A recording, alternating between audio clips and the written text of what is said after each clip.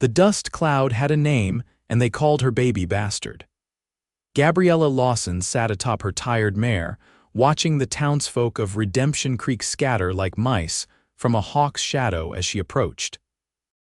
The year was 1878, and the West was still wild enough that a woman riding alone with a rifle across her saddle and determination in her eyes caused equal parts fear and curiosity. "There she comes," whispered a shopkeeper to his wife, not bothering to hide his disdain. "The bastard child of that fallen woman from Silver Springs. Dust follows her like a curse." Gabriella pretended not to hear, though the words cut deeper than she'd ever admit. 23 years, she'd carried the weight of her birth, her mother's shame becoming her inheritance in a land where a person's worth was measured by their bloodline. She'd come to Redemption Creek with purpose to claim the deed to her mother's abandoned property, and perhaps, finally, a place to belong. The main street was typical of frontier towns that had sprouted across Texas in recent decades, false-fronted buildings, lining a wide, unpaved road, hitching posts occupied by horses whose owners were conducting business or drowning sorrows at the saloon. Gabriella guided her mare toward the weathered building with sheriff painted in faded letters across its front. As she dismounted, the door to the saloon across the street swung open. A tall figure emerged, pausing in the doorway to adjust his hat against the harsh afternoon sun. She felt his eyes on her before she saw his face, a curious, appraising gaze that made her straighten her spine defensively. "Never seen a woman handle a horse like that," the man said, crossing the street with unhurried confidence. "You ride like you were born to it." "I was," she replied curtly, securing her mare's reins. "Is that the sheriff's office?" The stranger nodded, stopping a respectful distance away.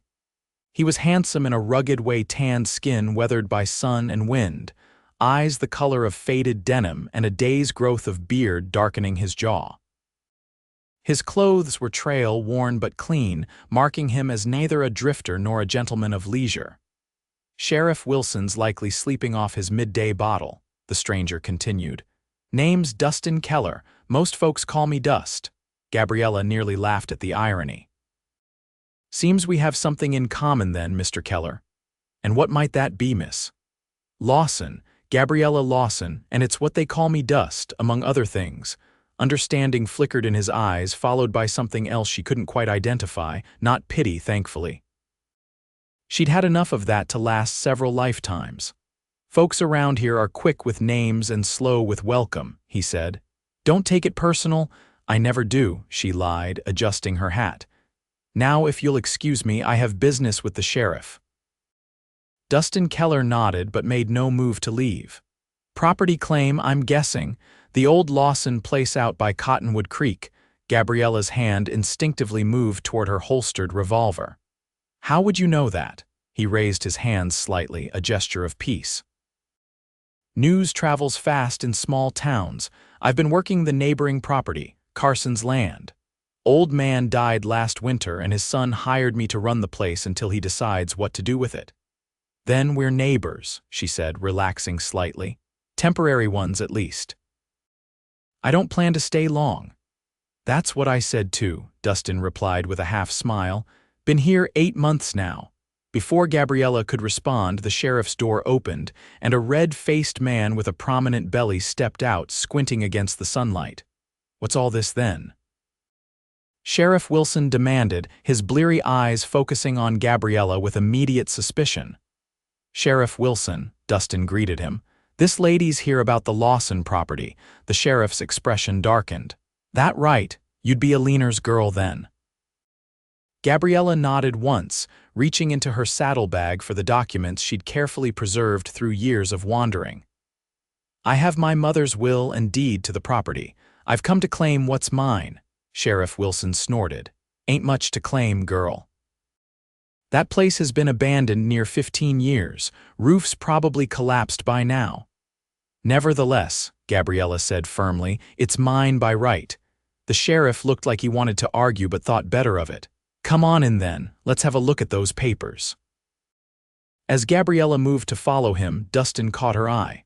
"Property's not as bad as he makes out," he said quietly. "Roof's sound enough, might need some work, but it's standing." "You've been there?" she asked, surprised. "Kept an eye on it," he replied with a shrug. Seemed the neighborly thing to do. For the first time since arriving in Redemption Creek, Gabriella felt something other than defensive wariness. "Thank you," she said simply. Dustin nodded. "Welcome home, Miss Lawson." The words followed her into the sheriff's office, stirring emotions she'd long buried. Home. She'd never had one, not really, but perhaps that was about to change. The business with Sheriff Wilson took less time than Gabriella anticipated. Her papers were in order, and despite his obvious distaste for her presence, he had no legal grounds to deny her claim. By late afternoon, she was riding beside Dustin Keller on the road out of town, heading toward the property she'd only heard about in her mother's rare, wistful stories. "Your mother built that place herself," Dustin said as they rode. "That's what Carson told me, said she was the stubbornest woman he'd ever met."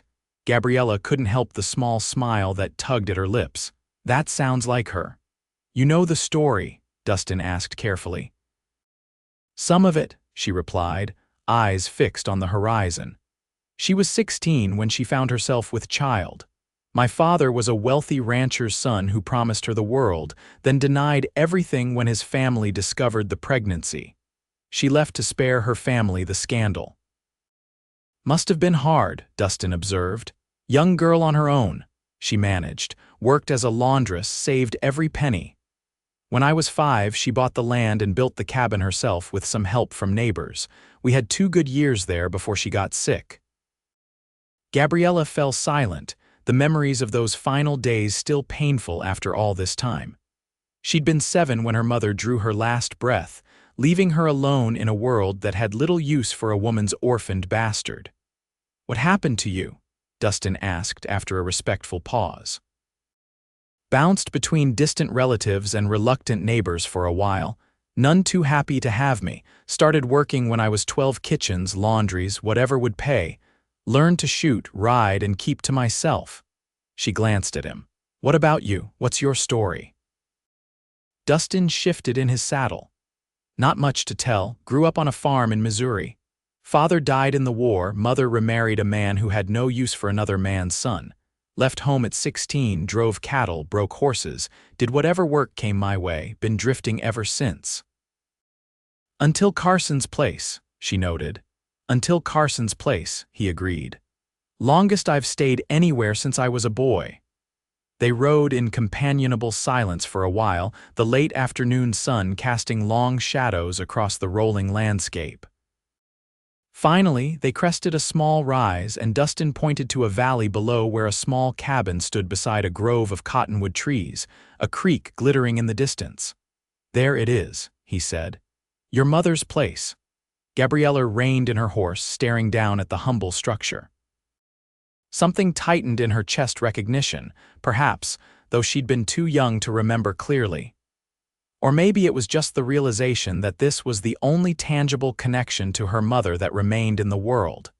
"It's smaller than I remembered," she said softly. "Good land, though," Dustin observed. "Water's reliable, soil's decent. Your mother chose well." As they approached the cabin, Gabriella could see that Dustin hadn't been entirely truthful. The place wasn't in ruins, but it needed significant work. The porch sagged in places, shutters hung askew, and weeds had overtaken what must have once been a garden.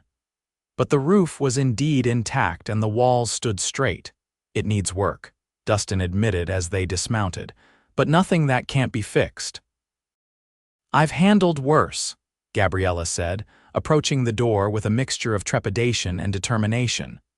The door creaked as she pushed it open, revealing a single room layered with dust and cobwebs.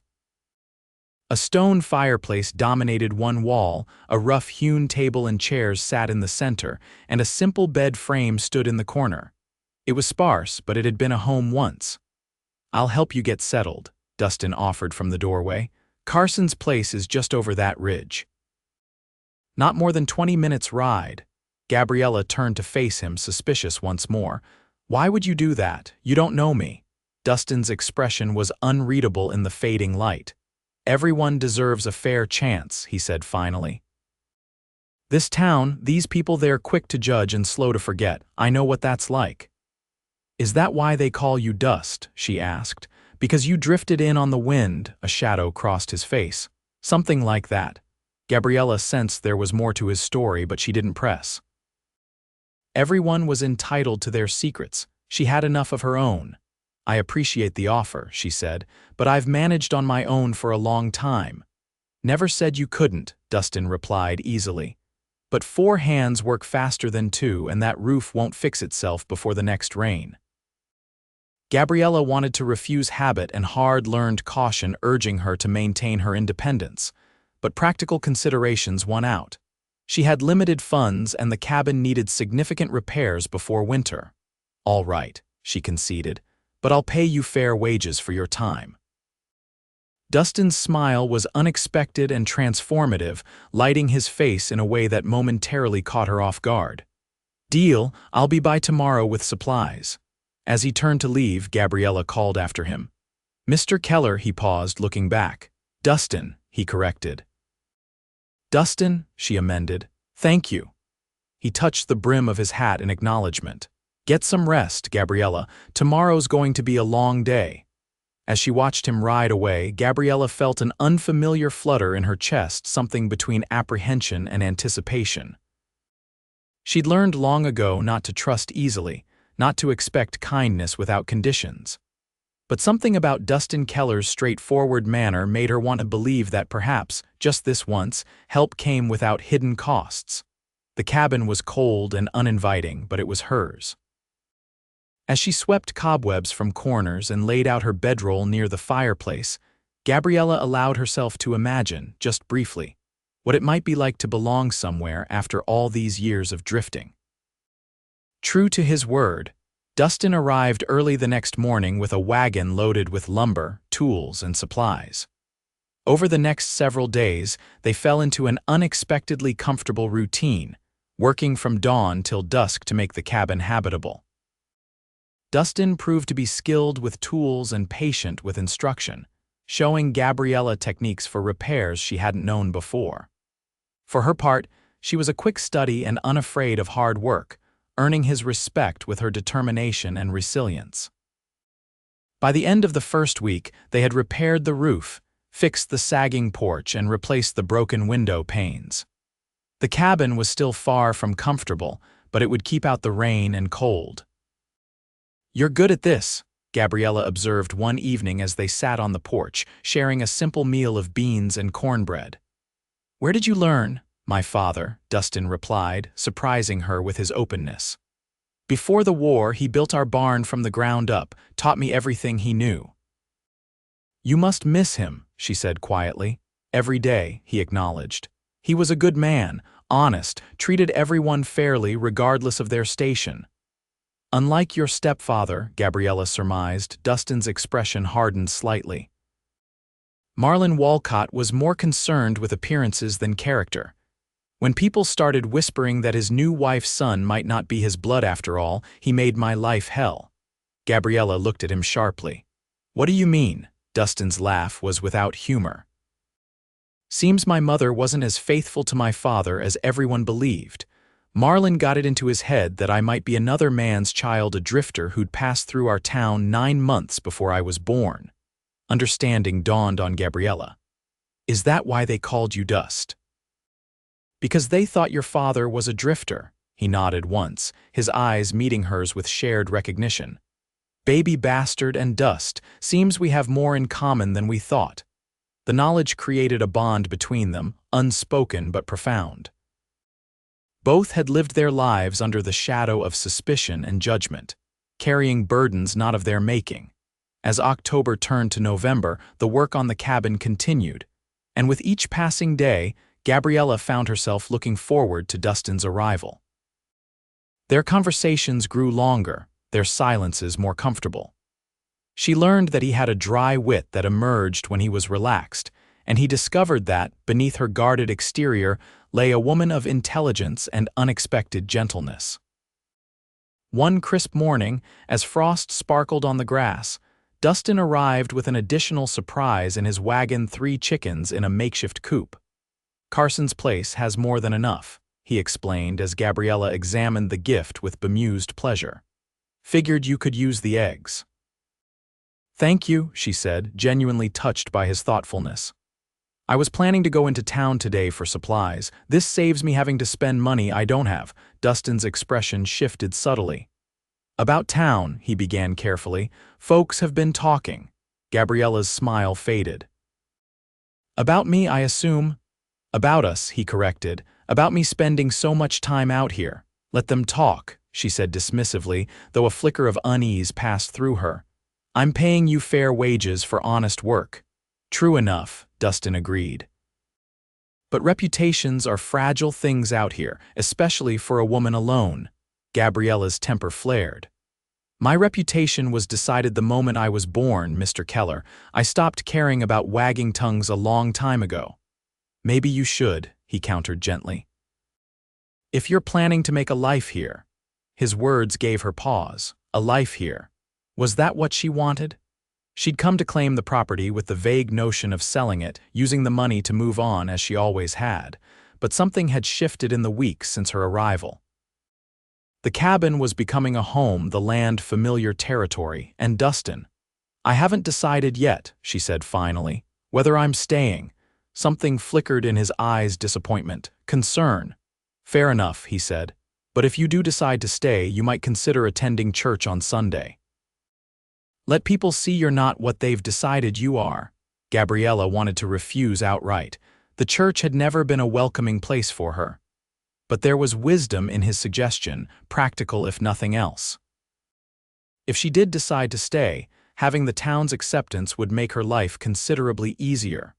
"I'll think about it," she conceded. "Now, are you going to help me build a proper chicken coop, or are we going to stand here discussing town gossip all day?" Dustin's smile returned, warm and genuine. "Yes, madam." Sunday arrived with clear skies and mild temperatures, a perfect late autumn day. Gabriella dressed in her one good dress, a simple blue cotton garment that had seen better days but was clean and presentable. She braided her hair neatly and polished her worn boots to a respectable shine. As promised, Dustin arrived to accompany her to town, looking unrecognizable in clean trousers, a pressed shirt, and a coat that had clearly been brushed meticulously. He'd trimmed his beard and slicked back his hair, transforming from rugged ranch hand to reasonably presentable gentleman. "You clean up well, Mr. Keller," Gabriella observed, fighting an unexpected flutter in her stomach at the sight of him. "As do you, Miss Lawson," he replied with exaggerated formality that made her smile despite her nerves. The ride to town was quiet, both lost in their thoughts. Gabriella steeled herself for the scrutiny and whispers she knew would come. Part of her resented having to parade herself before the very people who had judged her without knowing her. But another part, a part she rarely acknowledged, yearned for acceptance, for community, for belonging. The small white church on the edge of town was already filling with families when they arrived. Conversations paused as Gabriella dismounted, and she felt the weight of curious stares as Dustin offered his arm to escort her inside. "Steady," he murmured for her ears alone. "Head high." They found seats near the back, and gradually, the initial shock of their arrival gave way to the normal bustle of pre-service socializing. A few brave souls nodded polite greetings, though most still kept their distance. The service itself was unremarkable: familiar hymns, predictable sermons about sin and salvation. Gabriella found her mind wandering to the past, to scattered memories of her mother singing these same songs in their small cabin, teaching her daughter to believe in a God who loved all his children equally, regardless of the circumstances of their birth. Afterward came the real test: the informal gathering outside, where the social fabric of the community was woven through conversation and connection. Gabriella braced herself as they exited the church, Dustin's solid presence beside her providing unexpected comfort. "Miss Lawson," a woman's voice called. "A moment, if you please." Gabriella turned to see an older woman approaching, gray-haired and dignified in a well-worn but quality dress. Something about her seemed vaguely familiar. "I'm Margaret Carson," the woman said, "Daniel's widow. My son tells me you've taken up residence at the old Lawson place." "Yes, madam," Gabriella confirmed, suddenly understanding why the woman seemed familiar. She had her son's eyes. "It was my mother's property."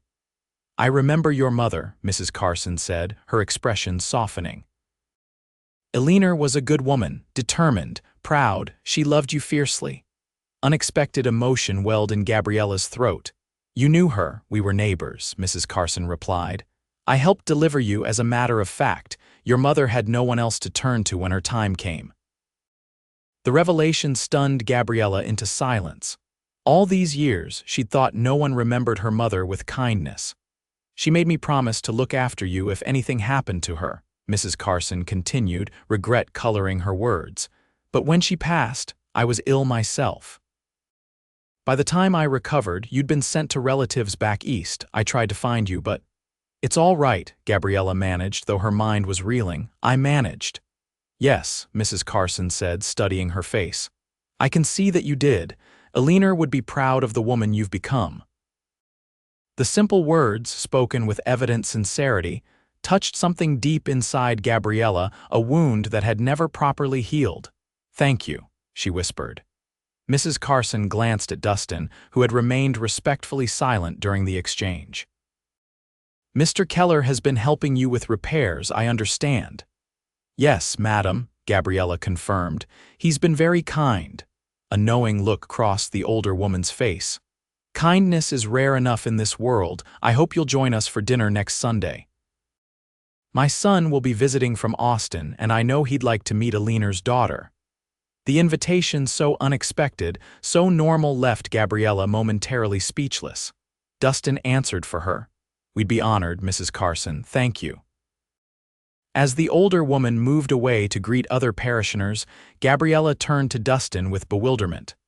"What just happened?" "Social acceptance," he replied with a small smile. "Mrs. Carson is the most respected woman in the county. Her invitation just told everyone that you're to be welcomed, not shunned." "But why would she do that?" "Because she knew your mother," Dustin said simply, "and because she's a good judge of character." The ride back to the cabin was lighter somehow, as if a burden had been lifted. Gabriella found herself telling Dustin stories about her childhood, not just the hardships, but the small moments of joy and discovery that had sustained her through difficult times. "My mother used to sing to me every night," she recalled as they approached the cabin. "Even when she was too tired to stand, she'd sing.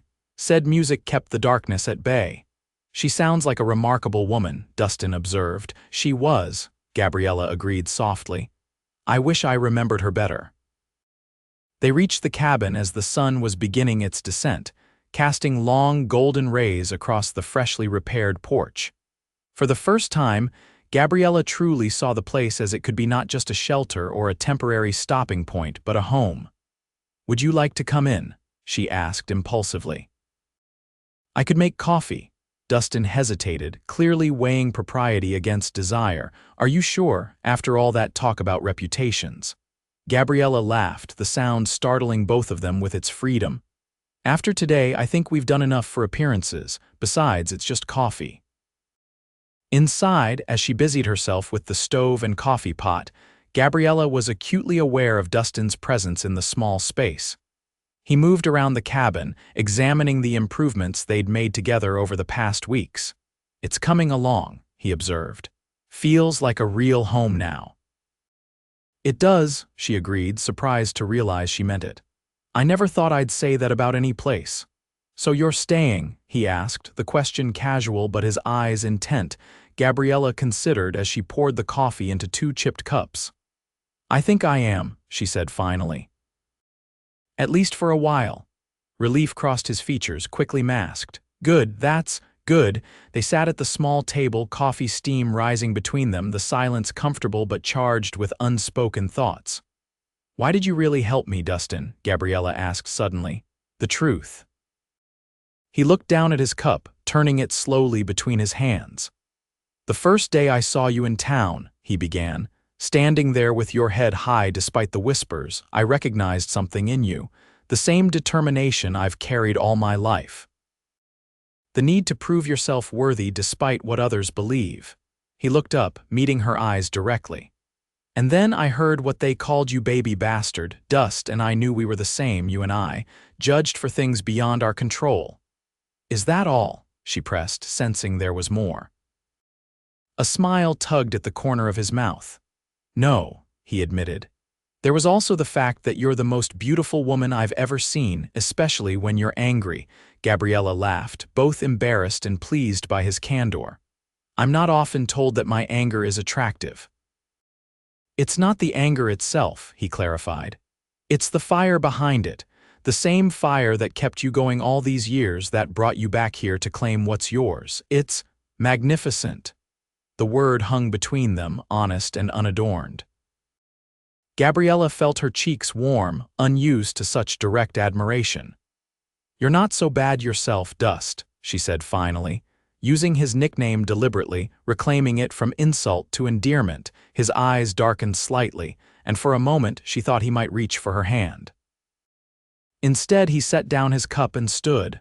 "I should go," he said reluctantly. "It's getting late." Disappointment flickered through her, though she knew he was right.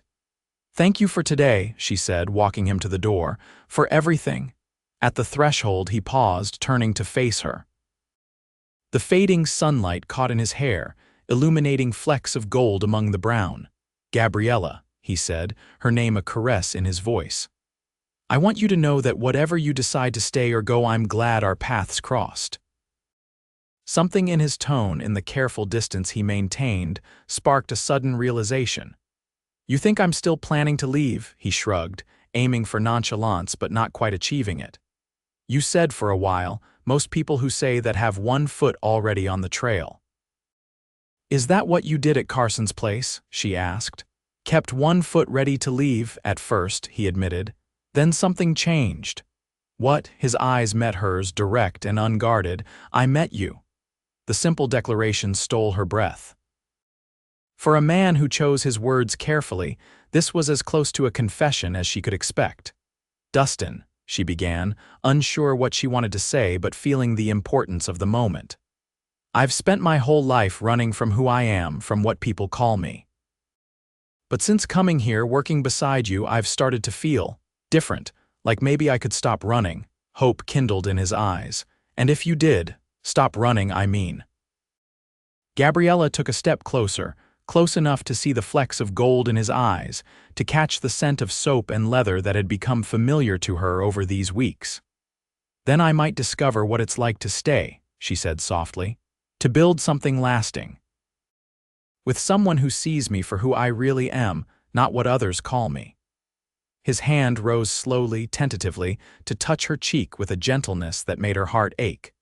"And who are you, Gabriella Lawson?" She leaned into his touch, allowing herself vulnerability she'd never shown another soul. "I'm not sure yet," she admitted, "but I'd like to find out here, with you beside me." The kiss, when it came, was gentle at first, a question, an offering. Then, as she responded, it deepened into something more profound, a promise exchanged without words. His arms encircled her, strong and secure, and for the first time in her memory, Gabriella felt truly safe.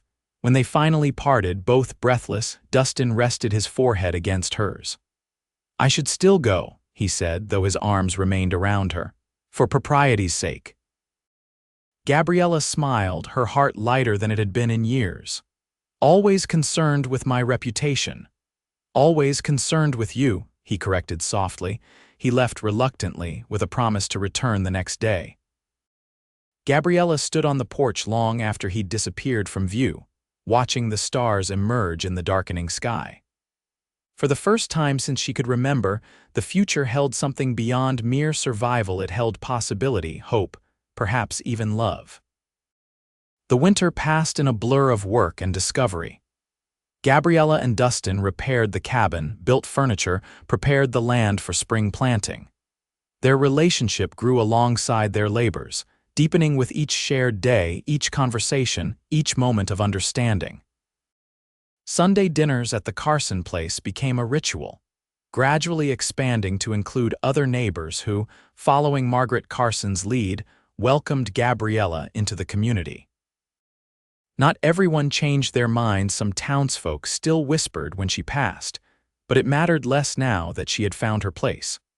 On a mild spring day with wildflowers dotting the hills and new leaves budding on the cottonwoods, Dustin rode up to the cabin with unusual solemnity. Gabriella, who had been planting a vegetable garden, straightened with concern. "What's wrong?" she asked, wiping soil from her hands. "Nothing's wrong," he assured her, dismounting. "I just have something to ask you." Her heart quickened as he approached, reaching into his pocket to withdraw a small wooden box. Inside lay a simple gold band, obviously old but polished to a warm glow. "It was my mother's," he explained. "The one true thing my father gave her." Gabriella's breath caught in her throat as he knelt before her, heedless of the garden soil staining his trousers. "Gabriella Lawson," he said, his voice steady despite the emotion evident in his eyes. "They called us baby bastard and dust, but we're so much more than the names others gave us. You're gold, pure gold, and if you'll have me, I want to spend the rest of my life discovering all the treasures that make you who you are." Tears blurred her vision as he continued. "Will you marry me? Make a life with me here on this land your mother loved, or anywhere else you want to go?" "Yes," she whispered, then louder, "Yes, Dustin Keller, I will marry you." As he slipped the ring onto her finger and rose to embrace her, Gabriella felt the last pieces of her heart's armor fall away. They were no longer defined by what others called them, but by what they had chosen to become together. Their wedding took place on a perfect June day, with Margaret Carson hosting the celebration on her spacious property. The entire community turned out. Even those who had once whispered behind Gabriella's back now offered congratulations and wedding gifts. "They're calling you Mrs. Keller now," Dustin murmured in her ear as they danced under lantern light that evening. "How does it feel?" Gabriella smiled up at her husband, love and contentment warming her from within. "It feels right," she said, "but you know what feels even better?" "What's that?" "Knowing that no matter what they call me, you see who I really am." Dustin's arms tightened around her, his eyes reflecting the same joy she felt. "Gold," he whispered, "you're gold and you're mine, just as I am yours." As the years passed, the cabin expanded to become a proper house. Children came 3 strong sons and a daughter with her mother's fire and determination. The land prospered under their care, the small homestead growing into a respectable ranch. Gabriella and Dustin's story became part of local lore, how a woman called Baby Bastard and a man called Dust found in each other the acceptance and love they'd been denied elsewhere. Their children grew up knowing the truth of their parents' beginnings, taught to judge people by their actions, not the circumstances of their birth. On their 20th anniversary, as they sat on the porch watching the sunset paint the hills gold, Dustin took Gabriella's hand, still strong but now marked by years of honest work. "You ever regret it?" he asked. "Staying here, building this life with me?" Gabriella looked out over the land that had become truly hers, the cottonwoods by the creek where her children played, the fields that provided their livelihood, the house that held 20 years of memories. "Not for a single moment," she replied, squeezing his hand. "This is where I was meant to be, with you." The names once used to shame them had long since lost their power. They were the Kellers, now respected ranchers, beloved neighbors, pillars of the community.